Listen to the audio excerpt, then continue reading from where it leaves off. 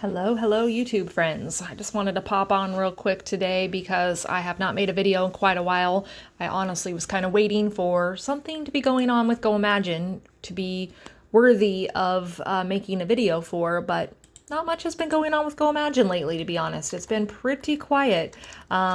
They recently announced that they're not doing the Maker Challenge anymore. That was a monthly challenge where there was kind of a prompt of a certain theme, and then makers could submit 2 listings, and then eventually things would get voted on, and you could win a prize basically, and your listing, your product would be featured, and it was a pretty cool program. But apparently not a lot of people were actively part of that. It just seemed like the same makers over and over again, and just not a whole lot of excitement around it, and it was a lot of work for them to put together, so they just decided to stop doing that. And then John Lincoln used to do some live streams where people could ask questions on YouTube, and that dried up and stopped quite a while ago, like almost a year ago, and it's been just very quiet on the front of new information, anything new going on with Goimagine. It's just been kind of nothing,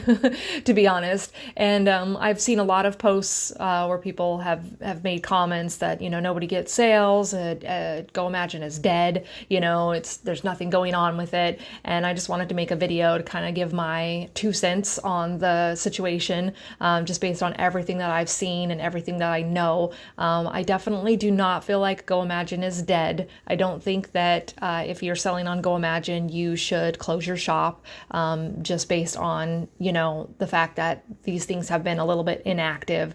I still think that Goimagine has huge opportunity. Their fees are low. They have a free plan available to where you don't have to pay for any listings or anything, but you just only get a really small number of listings. So if nothing else, do the free plan if you have nothing else that you want to do, where you don't want to put any money into it whatsoever. But you get a lot of exposure having your listings on Goimagine, even if you sell them on another site as well. It's more opportunities to be found in Google search. There's a lot to it. And the sellers, there are plenty of sellers that are still getting a lot of sales on Goimagine. So I don't think that it's just dried up to be nothing. It's just the more that you put into Goimagine, the more that you get out of it. So if you are not advertising, you're not, doing anything on social media, you don't have like an email list or any current customers that you're, trying to advertise your Goimagine shop, then, you're not going to get a whole lot out of it. And that's just how it works. The thing is that you have to put a lot more into Goimagine to get the same results that you would if you put that same energy into Etsy. Etsy's big. It's huge. People know about Etsy. People trust the Etsy name. Some people,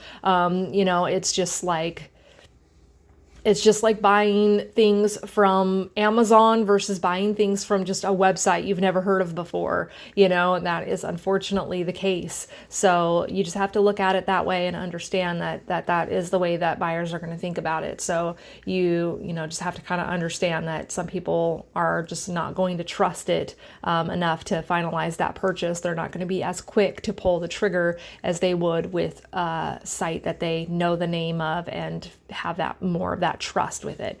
And that's unfortunate that it is like that, because you would hope that the fact that we're trying to do something better for the sellers, something that helps charities for children, that people would be a little bit more likely to make the purchase knowing those things. But some people don't know. I mean, it's just when you can easily miss that if you were just Googling for crocheted hair barrettes or whatever, and you ended up on a Goimagine store and you just didn't recognize the store, the name, and you didn't know what it was, you wouldn't necessarily know all the backstory behind it. So there is that, and that's just something to keep in mind. But overall, I do not think Goimagine is dead. I do not think that they are not trying anymore. I'm on their main page here when you just go to goimagine.com, and they are updating their featured listings that they put up at the top here. They do still have the most recent Maker Challenge collection on here. This section will probably go away at some point unless they come up with something different that they're going to put there. But, you know, things are still well maintained. When you search for things, you still find lots of great products that I would buy, that lots of people would buy. So it's definitely not a dead site or anything to give up on. There are thousands and thousands and thousands of products on here, and there's tons and tons of sellers that are selling them, and there are people that are making sales, and of course there are people that are not making sales, and the people who are not making sales are definitely making a lot more noise than the people who are you know, that are actually successful. Because if you're successful, you're too busy to go on Facebook and complain about not making sales. So that's just, you have to kind of take that however you want to take that. But yeah, Goimagine's not dead. Hopefully they can come up with something.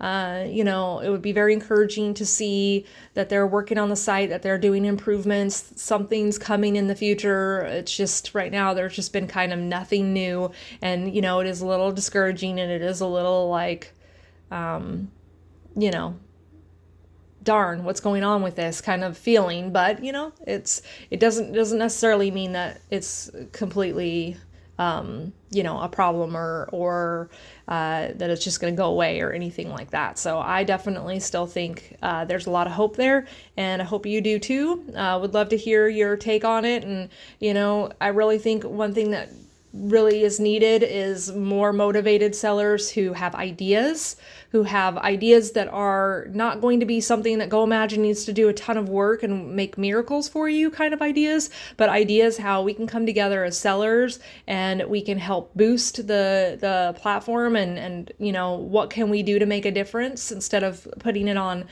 them to do more for us. Yeah, there's things that could be fixed about the dashboards and, you know, ways to make it easier to list our items and all of that. But what can we do to make it, you know, to cross advertise with each other, to, you know, build some excitement and get some new customers, you know, to come onto the site. How can we do that together? You know, Pinterest boards and, you know, different things like that. And so, you know, if people have ideas, I think that they should share those instead of expecting something miraculous to happen. And I'm going to be thinking about that a lot here in the new year. So hoping to hear from some of you, and thank you for sticking with me and watching my videos. I know I haven't been making a lot of them. Moving across the country was huge, was very long process of all the things that I needed to do, but we're settling in, and yeah, ready to see what we can do to help this platform and help all of you sellers. So talk to you soon.